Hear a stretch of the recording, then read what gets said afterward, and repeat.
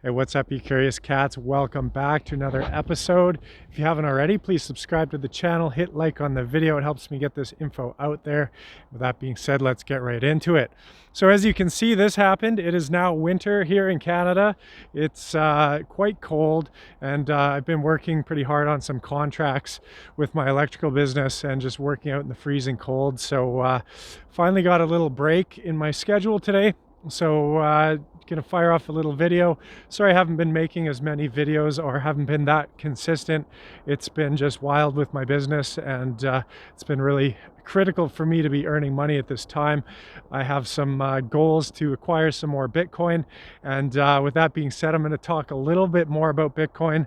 I know a lot of you a lot of people just don't really understand why Bitcoin's so important, and a lot of people, they just don't find it that interesting. My Bitcoin videos don't get that many likes, which I find fascinating, but I'm just going to keep talking about it until people start to get it and realize what this is. Of course, this isn't investment advice, but I want people to understand the potential here and really see the potential that Bitcoin has and what it is and how early on in the game we are, because this is an opportunity for a lot of people to grow a lot of wealth in a short amount of time. And in many years to come, it'll be more of a store of value. But because we're early on in a price discovery of a new currency, this is a once in a lifetime opportunity that we have a new currency emerge that is not at the mercy of these governments. It's much more resilient to the classic government tactics that they have when currencies challenge the reserve currency. So this time, because of the technology, because of it being decentralized, it has much more resilience, and I think it'll be hard for them to defeat this currency. So it's essentially the hardest money ever created, which if you've been watching my videos, you already know. It's absolutely scarce in supply. There's only 21 million Bitcoin. There only ever will be 21 million Bitcoin. So as demand increases and the supply continues to tighten, then the price will continue to climb. And as we have these governments printing currencies into oblivion, all of the governments across the world are printing their local currencies at exponential rates and flooding the market with this debt money. And there's a few reasons why they're doing it. Keynesian economics, that's the way they believe to basically deal with this crisis, and it's how they always want to deal with everything, is just print more money. They believe that that's the way to solve all of the world's problems. And the main thing that it does is it inflates away the debt. So even the governments are highly indebted, and these big corporations are highly indebted. So by creating inflation, essentially they're inflating away the debt. And when I say that, I mean that the dollars that they're going to be paying this debt off with in the future are going to be worth less. So when you take that into account, that means that it's cheaper for them to pay back this debt by causing inflation. So that is one of the main reasons they want to do it. And if you see the price of, let's say, your normal asset, like a house or whatever, it's been going up in value like crazy for quite some time, and it's really becoming unaffordable for your average person. And a lot of people don't realize why that is. They just think the price of things are going up. But really what that is inflation, and it's basically the currency debasement, that the governments are increasing the money supply, so therefore it's taking more and more of those same dollars to buy the same asset, which I've discussed in many of my previous videos. So if you don't understand that, I do have videos that outline that a little better, but that is the gist of it.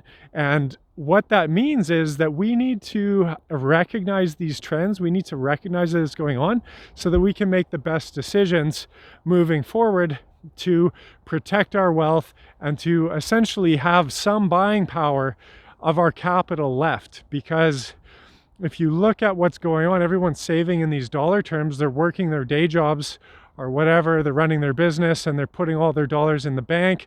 But then what's happening is the dollars are devaluing, they're debasing, So it's hard to keep up with asset prices. That's why you're seeing a lot of millennials struggle to buy their first home or to grow any true wealth. We have a large number of millennials that are now living at home with their folks again because they just can't afford to keep up to the prices, the cost of living. And that is mainly due to inflation, and there's only a couple of ways that you can really protect yourself against inflation. And the main thing with that is to basically not to hold dollars. So there's a few ways you can do that. You can buy real estate, but right now you'd be buying in at record high levels, so it's a bit of a risky play. And how much upside is there really? Can you see real estate 5xing from here? I mean, who could afford it? People already can't afford it. And with the current situation in the economy, I think that would be pretty hard to do, to have a 5x on real estate at this point. But of course, anything is possible.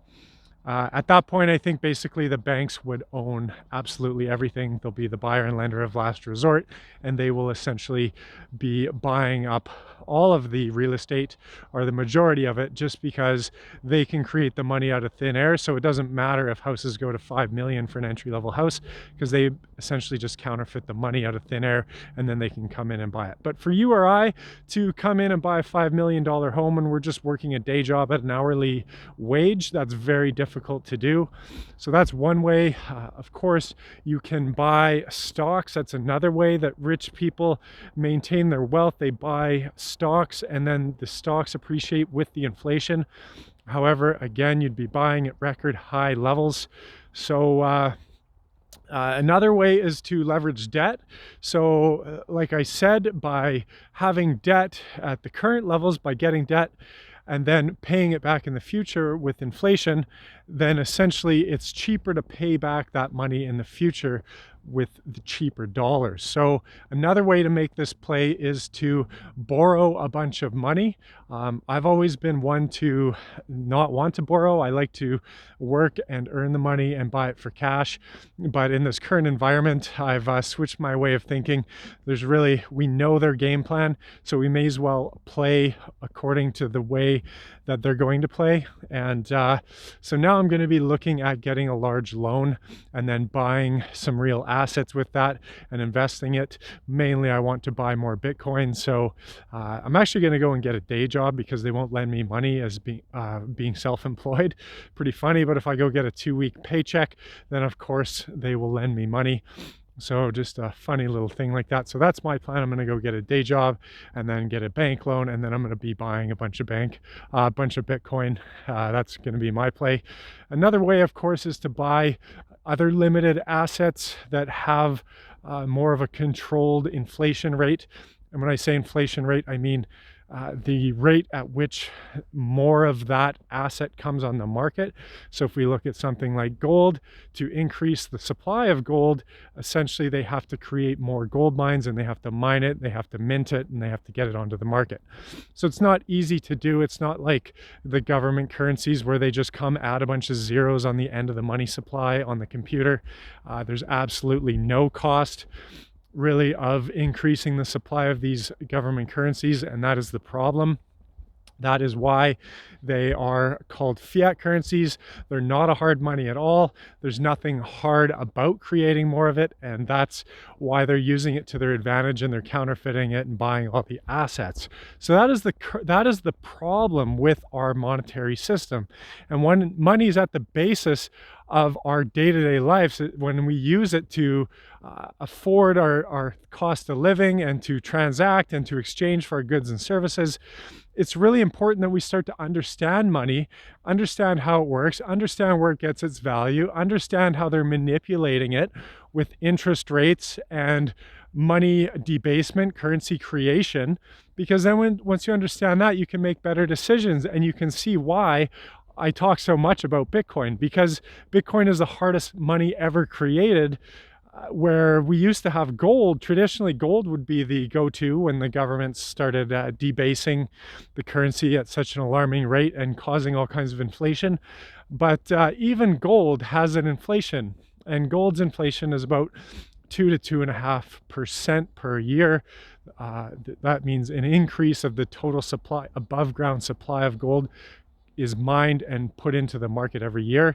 So that's its inflation. So we know that, and it's pretty set in stone. It's really hard for that inflation rate to go much above that, which is a great thing. So it's been kind of the traditional go-to. However, now in the digital age we live in, we have something like Bitcoin that's absolutely scarce, and there is a limited supply. There's going to be a point where there'll be absolutely no more Bitcoin to come on, new Bitcoin to come on the market. So if you want to acquire Bitcoin, you're going to have to buy it off somebody that already holds it.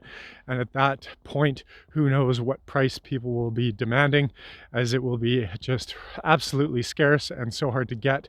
So I think those holding it will probably, they won't want to sell very much of it. And if they do, they'll be asking quite an exorbitant rate for it. So right now we're kind of getting the corporate FOMO, fear of missing out in the markets, where we had a lot of large corporations start to buy Bitcoin and put it into their treasury.